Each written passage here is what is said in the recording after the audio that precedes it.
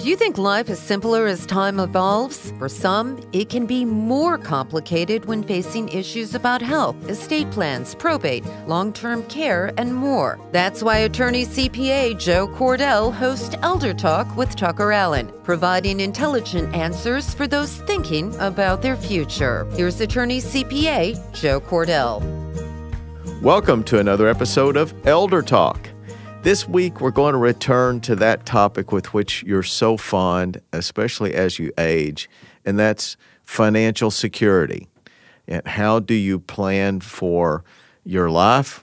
You know, there's a big unknown. How far is the horizon? Is it, can we expect to live 40 years in retirement? If so, we better be careful how we use our money in the early years. And then, of course, there's the issue, what do we do with our stuff when we're gone? What are our priorities? So we turn to an expert. That is typically our solution on this show. When there's a topic that we know you're really interested in, we like to get the best authorities on those topics. And Jill, being the wonderful producer and co-host that she is, she's lined up a marvelous guest this week. Jill, you want to introduce our guest? Yes, and why, thank you. We have John Smallwood. He's president of Smallwood Wealth Management, and you also authored a book with a very long title, I might add. It's called It's Your Wealth, Keep It, the definitive guide to growing, protecting, and enjoying, and passing on your wealth. Welcome, John Smallwood. Thank you for having me. I'm curious, where are you talking to us from today? I am live from Red Bank, New Jersey. New Jersey, man. East Coast. You all have been Can you hear the accent? Well, only a little bit. Not that bad. I've certainly heard it worse. You guys have been having quite a time up there with the coronavirus. And not as much as New York, but New Jersey's had its share of problems. Has that been a big issue among your clients, sort of plunging into this, this financial planning issue? Here we are in this coronavirus world. How has that affected your advice with your clients? It's been evolving. And from the early onset when when we were talking about the lockdowns, and then we were talking about opening, and then the PPP money and the economic development loans. And we have so many different businesses that are either directly impacted or as a residual or as a byproduct are impacted because all of their clients are impacted by it. So the advice early on in March, we went into this conversation where we just wanted to have an updated, conversation about where you are and look at, should we raise additional cash, and really understanding what was going to impact your personal plan. And what we found is that a lot of people's children and or parents or brothers or sisters, businesses were so impacted that they were trying to find ways to help them. And then when the PPP loans came out, it became, how are we going to get it? How are we going to use it? How are we going to, get it tax-free? Can we survive afterwards? Unbelievable amount of questions. So the initial response from your clients, was it panic? I mean, what were you hearing from your clients? Panic. Panic that they were going to get. I think that was pretty widespread. Well, people wanted to bail, right, immediately. And I guess there was, there wasn't completely a lack of rationality in that. I mean, when you see, I guess, the economy that appears to be going into a deep recession, I think people thought, oh my gosh, I got to get out of the market immediately. So what was your advice to them at the time, just ride this out? Or did you regard that as one of those occasions when it might make sense to take money out and put it on the sidelines? It really depends upon the person and what they were experiencing and what their liabilities outside were. And we're big proponents of having a lot of money in cash reserves for opportunity and or emergency. And this happened to be an emergency side. So certain people that you looked at, you said, you need to increase your cash positions. You don't need to get out of the market. You don't need to sell all your investments and sell your house and, run away. But what you need to do is significantly look at, how do I raise additional cash? Where can I get it from? Because if my business goes 6 months without revenue and I personally guaranteed leases, and I've done all these wonderful things and or mortgages, we're not sure you're going to survive. So we need to get as much money, in a position that you can use it to get through this time frame. Now, not everybody has that money based on stuff happening, right? So we opened up our calendars and we did a thing that we called catch-up call. And the catch-up call, we did about 220 catch-up calls in about 65 days. We were on the phone 45 minutes with our clients, just really getting a snapshot of what was going on. A large majority were business as usual because they were in positions where they could literally work from home on a Zoom call and remote work in. So a lot of work was just happening as normal. It was the brick and mortar businesses and the people that are direct sales and the people that generate income in those form and fashion. Those are the ones we were hurt. And being in the Northeast, being in New Jersey, we had a lot of COVID cases. We had a lot of COVID deaths early on. And the state of New Jersey is still pretty much, restaurants just opened last week to 25% indoor dining. We were outdoor dining all the way through. Gyms are just opening to 25% indoor gyms. Hair salons? Hair salons about 35 days ago, maybe 60 days ago now, they opened. That was early July. Those core businesses were they were destroyed. And a lot of them are out of business. And a lot of them were ready and are marketing and are bringing in a lot of new, clients.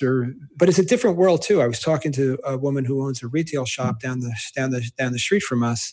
And she said she wants buyers, not window shoppers. And what's happening is a lot of people are just walking into the store and looking at it and saying, oh, that's nice, and walking out and not buying anything, where before people would come in and buy things.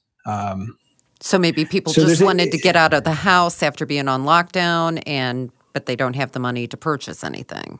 Right, or the confidence. And that's something that I think is really interesting. It's really interesting. So let me stop you for a minute and have you distinguish between the people who are, say, under 60 or maybe under 65 and those who are over. Those who are over 65, has their response as a group been generally different, perhaps, than your clients that are younger and perhaps more actively involved in businesses or employment? Absolutely. The fear level on the over 65, depending upon how they derive their income. If a lot of their income is pension and Social Security and other guaranteed sources, they were watching CNBC or they didn't really care. Yeah. If their income was generated from large, withdrawals from their portfolio, they were very nervous. As it was going down, right? Correct. And how long is it going to stay down for? And how long is it going to take me to recover? And all those questions that are really, because we've all been through it. I mean, if you're over 65, you've been through the late 90s into 2000 with the big correction and the 08-09 crisis. And then there was a period from 2014 to 2016 where the market was basically sideways. So if you were retired living off your assets, you were, when the market is sideways, you're slowly deteriorating your capital. And that's very frightening for a lot of people. Yeah. In an interest rate environment where you're looking at 1% or less rate of return, I mean, it's scary to think how much money is necessary to produce a livable income, how much of principal with a return like that. So do you subscribe to the view that that seems reasonable to me for people as they age, especially the retired will say, is people who are in the category where they have a lump sum of money, some amount that they've accumulated through 401k or some other source, and that's their primary source of income. We'll assume they still get Social Security, but their primary source is that principal. So for those people, when you have a market such as now, which at the time of this show, it's a little bit below its peak, whether you look at the Dow or S&P, it's a little bit below its peak, but it's still up there. It seems to me eminently reasonable for somebody in that position where they have no room for error, for them to just take their money off, presumably they've made a lot of money now if they've been in the market for a while, even going back to before the coronavirus. They're at least back up to almost where they were. And that was a profitable run. They had a good profitable run for several years there. So, it seems to me reasonable to say to that sort of client to pull it out of equities at least and put it in something else. Do you subscribe for that particular client, not for all clients, that might make sense where there's no room for things to plummet again, perhaps? The problem is, where do you pull it and where do you put it? Where do you put it? And you still need to generate income from it. So, if you have $1 million, let's just use that as an example, and you were trying to pull out, 40 or 50,000 or a 4.5 to 5% withdrawal, and you move it over to your favorite bank, they're going to pay you less than 0.5%. Yeah. And now you're pulling principal in, and when do you get back in? That's the question. Is once I come out, and let's say I'm 70, my time horizon literally could be 30 years, 35 years. Could be. I was watching one of the large, cable news stations last night, and they were rolling on the side of the screen the people's names and their age who have died. And there was one section where I was watching it, and there was a person who was 108. Wow. Who had passed. A bunch of 90s, 90-something, and I was kind of blown away by it. And I had a client in this morning who's a physician, and he said every single one of his patients that passed away from COVID-19 who was on Staten Island, they were in their late 80s and were near death prior to COVID happening, that he had expected most of them to pass within this year. It was, so he wasn't surprised by their deaths. Even without COVID, right? Even without COVID, they were, all the conditions that they had surrounding it was a lot worse than COVID. They just happened to contract COVID because they were in a nursing home or they were somewhere where they had it. But it's really interesting it's the longevity risk that we're always concerned about. And most people need the income from their portfolios to eat. But they may not be getting that much income if they're, for example, in S&P or they're following some sort of index. That's probably not generating a lot of income anyway, is it? No, it's probably, from an income perspective, it's about 1.3, 1.4% of the portfolio. But what they're doing is they're taking a systematic withdrawal that's equal to 4 or 5%, in some cases 6 or 7%, which is not a sustainable withdrawal. And that's where people are getting themselves into a lot of trouble, is they have to over withdraw. Yeah. But so back to this dilemma though, if they pull all their money from an index, which would probably be their alternative, since they probably wouldn't have active trading. I guess they could through some sort of investment service. But most of them would probably go with indexes, in which case they're not earning much income, but they do go down some when they pull it out and put it in. You said, where do you put it? And I agree. There aren't a lot of options. There are some safe options, but not safe where you get 1%. So there is a decline in income, but in exchange for knowing that you've locked in your principal, I don't know. My mother asked me about this a while back, and I suggested that. Of course, she was worrying about it. She was pacing the floors.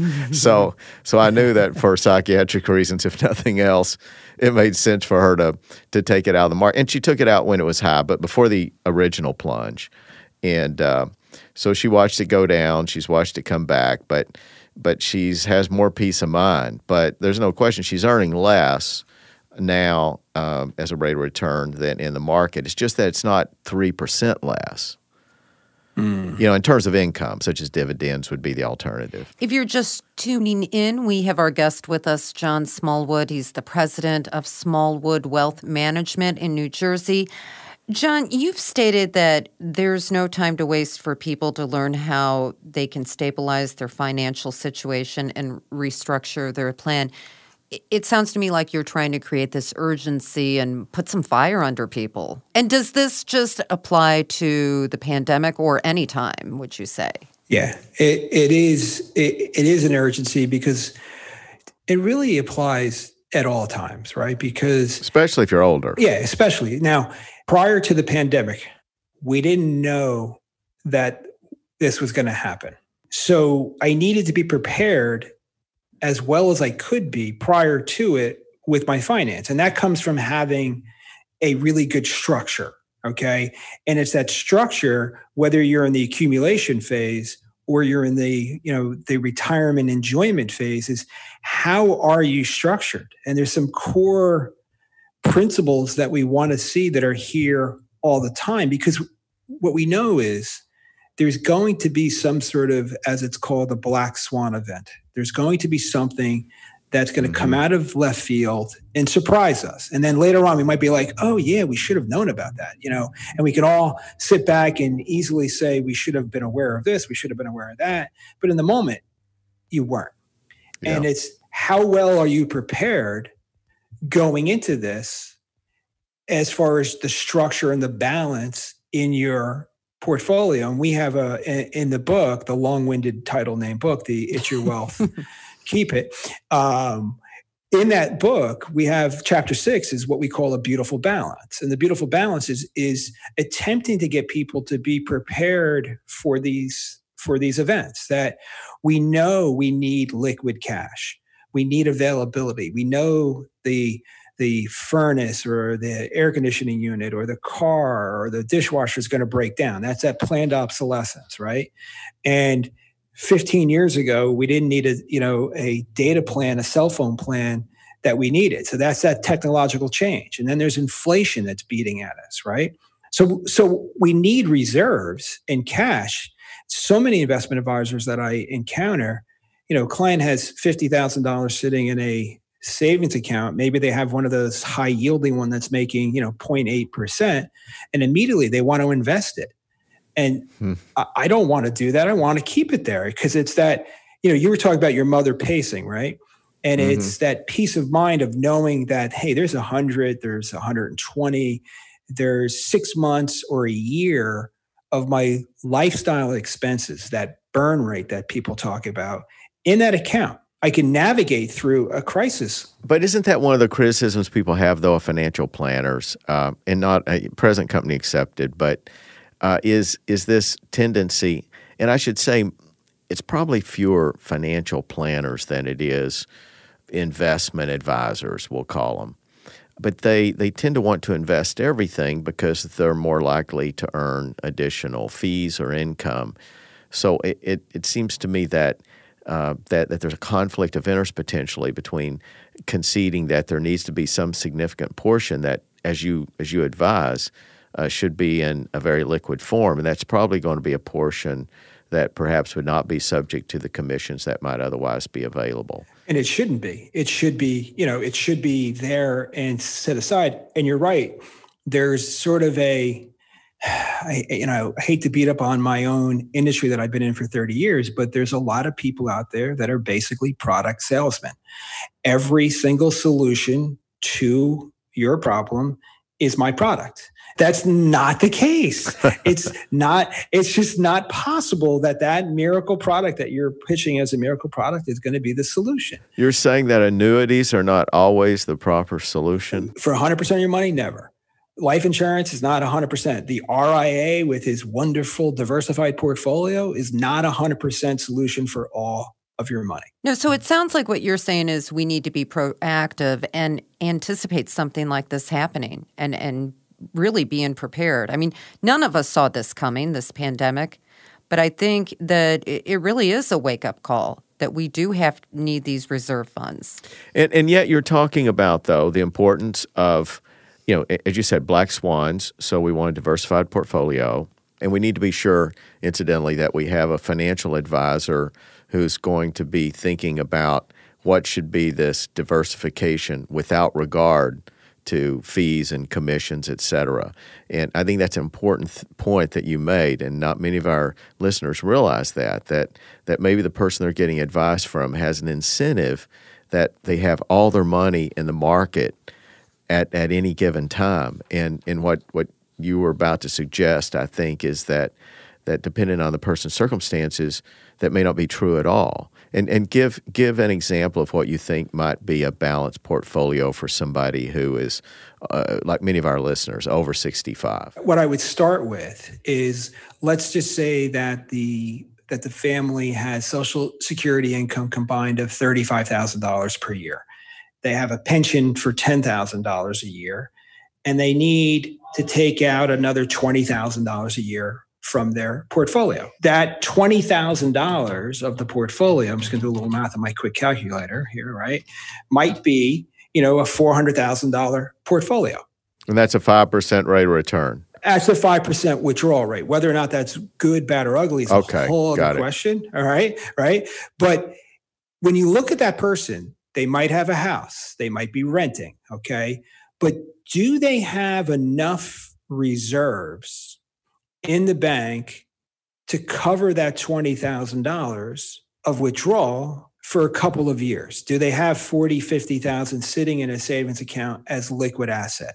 If they do, then that withdrawal rate can be stopped or started easily without impacting its potential to grow. I have a simulation that we do that we show clients. If you took $500,000 and you put it in the S&P 500 in 1999, all the back testing that you would have done prior to 1999 would have suggested that a 5% withdrawal was completely reasonable, that your wealth would have grown over your entire 35 or 40-year career. Mm-hmm. The problem is if you had the unfortunate date of birth that said, I need to retire in 1999, and I put the 500 in, and I took a 5% withdrawal, $25,000 a year, by October of 2014, you had $23,000 left in that account. You're 14 years into retirement, and you're. I'm going to use a New Jersey. You're SOL. Okay, you're out of luck. that is scary. Now, if you had a $500,000 portfolio, if you had 100 in cash and 400 sitting in the S&P, and one of the things that we like to do with our clients is to create sort of a rule. And the rule is this: if this year is a negative year in the stock market, next year we really should try not to withdraw money from the stock market account. We should go to that cash reserve and pull out that 20 or 25,000 that we need for our income. And that cash reserve can take on many, many forms, but that allows that 400 to come back and not have the pressure of the withdrawal. We talk about financial pressures, and withdrawal rate in a down market is one of the worst things that can happen in retirement. Now, when you're in the accumulation phase, for the younger people, the down market is the greatest time to invest. And so many people wanted to stop in March because the world was going to go to hell in a handbasket, Yeah. And we're like, no, keep your foot on the gas. You have the income coming in. Keep your foot on the gas. Keep on buying. Buy more. Like in that cash reserve that we're talking about, if that client has that cash reserve, and I kind of do this with a lot of my accumulation clients, is we set that cash reserve goal, which is based upon income. And let's say that's $50,000. And at the end of the year, they have $60,000. Good news. Anything coming? Anything out there? No, everything looks good. Let's take 10 and put it into the long-term plan. Leave the 50. You wake up in the middle of the night and the world is, down and the markets are down. And I get that call to say that, my income is not going to be the same. I lost my job. We're seeing a lot of stress right now in pensions. And this is one of my concerns for your retirees is a lot of the pensions across the United States are underfunded, which means they may not be able to meet their obligations. And if they can't, people that are getting, $4,000 or $5,000 a month in pension income, if the pension fails, they might drop to $2,000. What in my plan is going to prepare me for that? I've been following, I don't know if you've been following this. GE 20 years ago had a $11 billion surplus in their pension plan. As of last year, they had close to $25 billion deficit in their pension plan. There's about 600,000 people living off the GE pension plan. That's so shocking. it's shocking. And when that has a problem and be completely underfunded, that's going to have a big impact on a lot of people. And, and a lot of that was due to, and I'll resist the temptation to talk about GE because it's a company I've just kind of watched, sadly, over the last 20 years. I remember the days of Jack Welch and Jeff Immelt took over and was in that role for like 18 years or so before his successor came on. But it's a shame because much of those pension funds are invested in stocks of GE, and GE at one time was in the 40s or higher, and then it dropped all the way down to like $6 a share not long ago, and it's probably in that Still range. Trading there. Yeah, it's probably at that range right now. I mean, it's just shocking, and that's one of the disadvantages. And that was a traditional pension plan, as I recall. So while people think that traditional pension plans are marvelous, and they are great sometimes when you have a company that is not bankrupt. But sometimes, those plans, depending on how the money's invested and the security of the company, can go sideways. And suddenly you find yourself without the primary resource that you intended to use in retirement. Many people were so confident of that retirement source that they had no others other than Social Security. Right. Exactly. And it's not just the corporate pensions, it's a lot of the state and local pensions also. Yeah. Have the same underfunding problems. In New Jersey, public pensions. Yeah. The New Jersey Teachers Pension Fund in New Jersey has 22% funding. And it does not account for the lifetime health insurance benefits for many of the teachers. So it's quite frightening to me. Yeah. Yeah, that's going to be an ugly political battle. Taxpayers who are going to be asked to pay for that, and many of them earn less money. They didn't have nearly as lavish benefits. They're going to be unwilling to do that on the basis that it was a promise that was one time made. Right. So I've heard those arguments back and forth. In Chicago, it's a huge issue.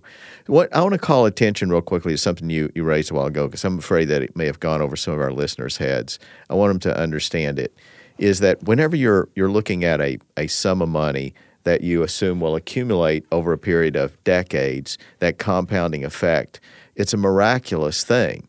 And many have talked about who have come across for the first time the compounding effect. I read in a biography of Warren Buffett when he suddenly came across this mathematical phenomenon when he was like 12 years old. And this article, which was in the Wall Street Journal recently, talked about, so now he started evaluating everything around him as what its value would be compounded in the future if he didn't buy it. So he would actually not get haircuts because he did the math, and it was a $400 haircut because he has taken that money and assuming the money that he is spending on the haircut he could have otherwise saved, and it would have compounded to $400 over some period of time. So compounding is a marvelous thing, but just as that pendulum swings miraculously in the direction of a bigger number, it also swings the other way. And you said a while ago that if you have a pot of money that you intend to rely on primarily, then when the market's down, the effect, if you had in the example I think you gave $400,000 and the market goes down and you have $300,000 or $250,000, if you're pulling out at that stage, the implications for your getting where you need to be in the future are harsh. I mean, the effect of the math, and this is why you were saying, but I'm afraid people didn't appreciate the point you were making. And you were saying, so you don't want to be, if you don't have to, don't be pulling out of that pot when you're down to $250,000 and really punishing yourself trying to crawl back up that hill when you can't compound with as many dollars. So you said a while ago, that's where it's good to have an emergency fund on the side. And when your pot drops below a certain amount, maybe you need to shift and quit pulling that money out. And that was the point you were making, right? Exactly, because it's that withdrawal pressure.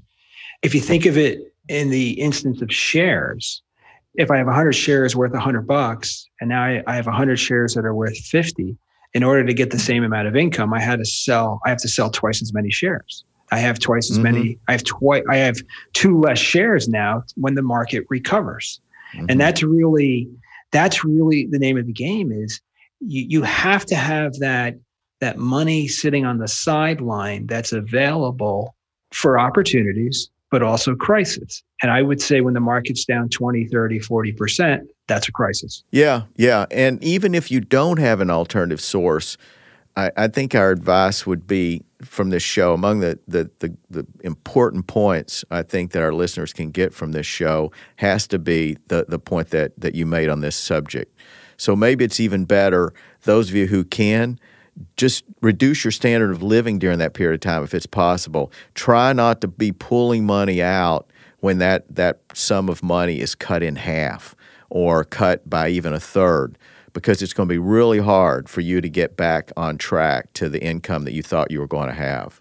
John, you mentioned you had clients that were panicked at the beginning of this pandemic, and I'm just curious, were any of them so panicked that they thought, maybe I should downsize, move out of my 3,000 square foot house and go into an apartment so I have some cash reserves? And if so, what are your recommendations about that? And the answer to the question is yes. That was a large discussion with a lot of people. And we had a phenomenon here because everybody wants to get out of New York and come to the suburbs. So right. where we are, we're relatively close, and people have been leaving and driving up home prices. So a lot of my older clients are saying this is the opportunity to get out. And they're literally selling their houses for 20 to 30% more than they thought they were worth a year ago. And they're going south. People are leaving. When you say south, what do you mean? Anywhere below New Jersey. No, I'm just kidding. That's a lot of territory. I have people that have gone to Texas. I have people that have gone to Arizona. I mean, people are just How about St. Louis? I don't think Nobody's so. been to St. Louis. Nobody's been to St. Louis. Nobody's going to St. Louis. But I do.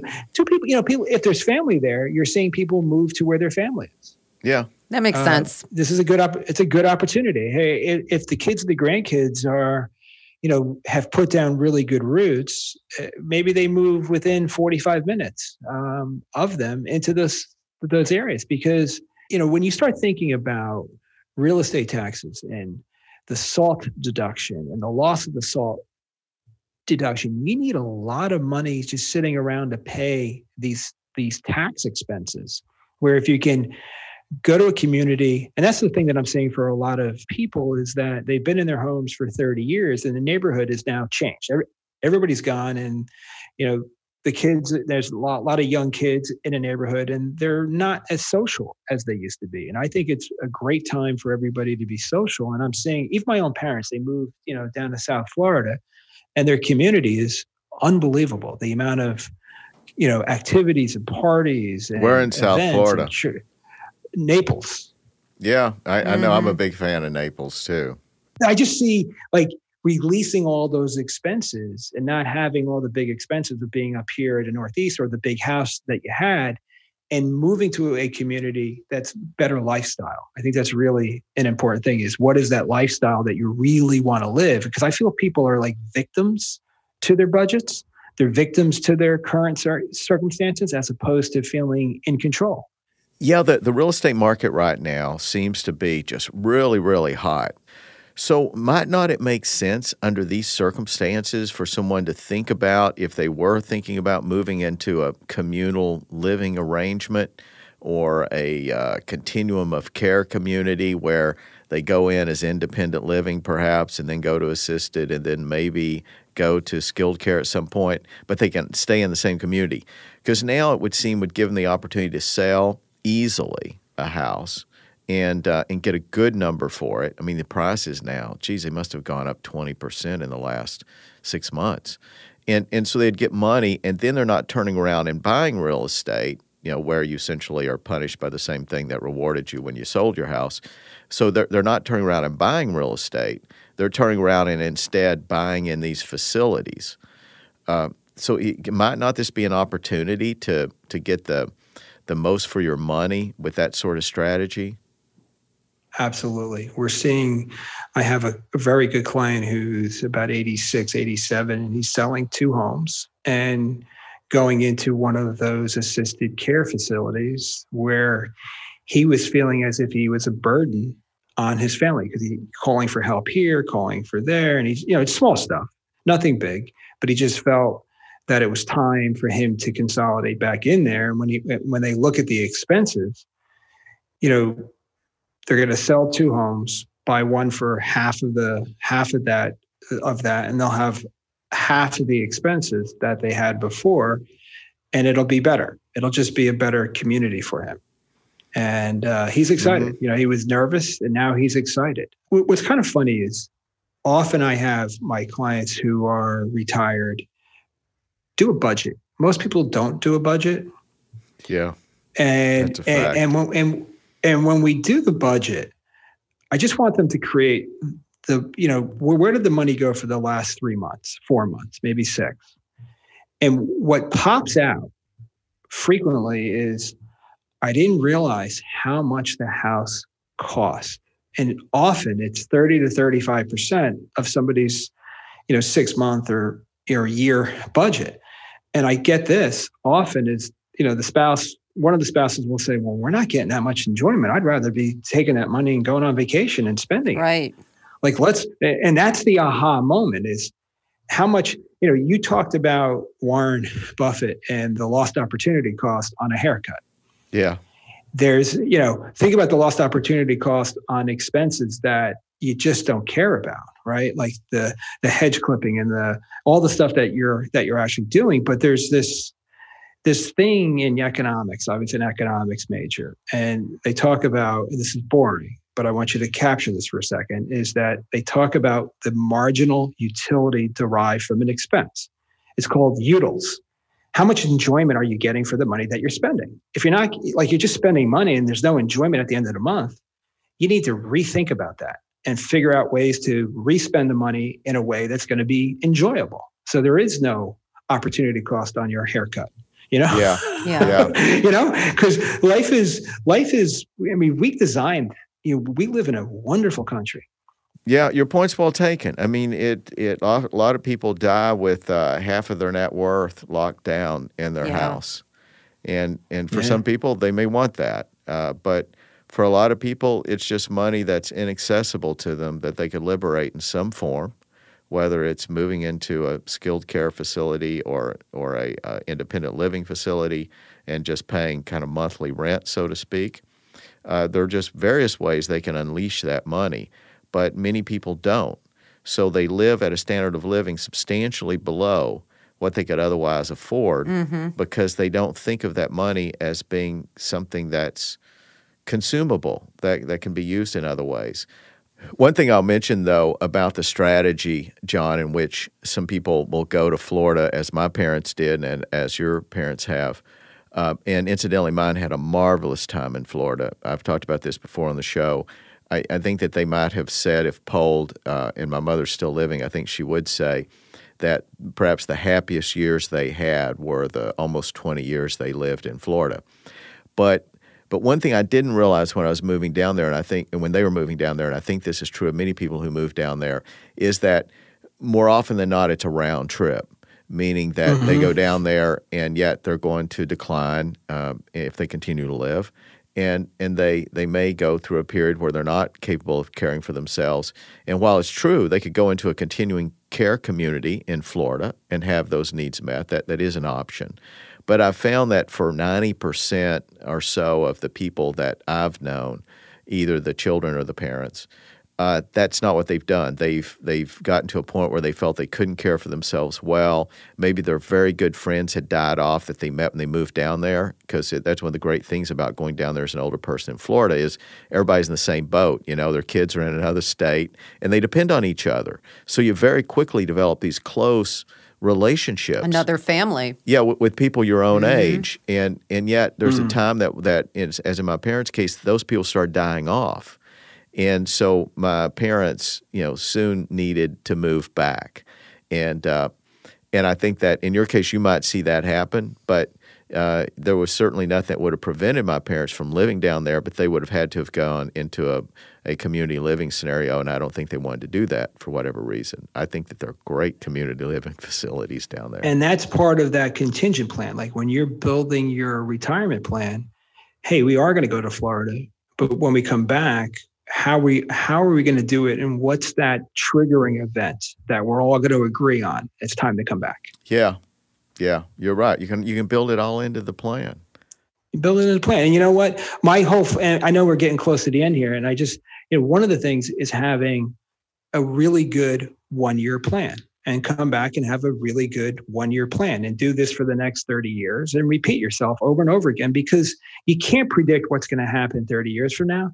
You can get an idea of what happened last year, and then walk out the door and make your best plan. And then things like COVID-19 hit, right? And then it changes everything, right?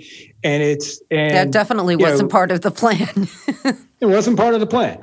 My father retired in 2012, didn't really retire. He was my business partner, and he went down to Florida in 2014 for 6 months. He said, "Don't call me. I'm going to be down here." And 2 weeks later, he called me, broke his back. And oh, wow. He's never been right since. So that wasn't the plan. It wasn't according to plan. I can't predict what's going to happen and when it's going to happen.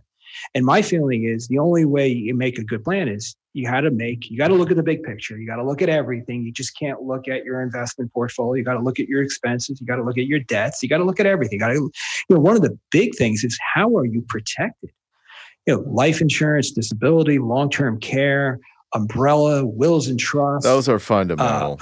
Yeah. I mean, so many people don't have them now. So many people are, they don't have a will. Yeah. And there are these very, very fundamental things that everybody can do. The insurance, the planning for incompetency, which could happen in a split second, with a stroke or something. And yet these fundamentals aren't met. And I'm most impatient with that, because I think that we all know that there's increasing risk of those sorts of problems as we get older. Mm-hmm. And it's bad enough that there are the black swans that by definition you can't anticipate. But these are the white swans that you can fully anticipate. Right. And to ignore those fundamentals is just reckless. But I know it happens, and our challenge with this show, in fact, is to influence people to be in the best position they possibly can, and that's the best that they can hope for. Right. But, right. So a lot of good information on this show, John. I appreciate your comments. Obviously, you know a lot about this topic. Do you have clients around the country or just in your area? We have clients around the country, from, I like to call it, Maine to Florida, California, and back to New Jersey. So people can look you up. John Smallwood. Is there a website? JohnLSmallwood.com is where the book is, and all the information there. That's where It's Your Wealth, Keep It is. And we also have SmallwoodAssociates.com, which has a whole bunch of tools in our podcast and everything on that as well. Marvelous. A lot of useful information. John, thank you for joining us today. Yes, time has flown. Another episode of Elder Talk. Till next week, take care. You've been listening to Elder Talk with TuckerAllen, providing intelligent answers for those thinking about their future, with Attorney-CPA Joe Cordell. Sponsored by TuckerAllen, your estate and elder law advisors. For more information, visit TuckerAllen.com. Listen again next Saturday for another edition of Elder Talk with TuckerAllen. The choice of a lawyer is an important decision and should not be based solely on advertisements.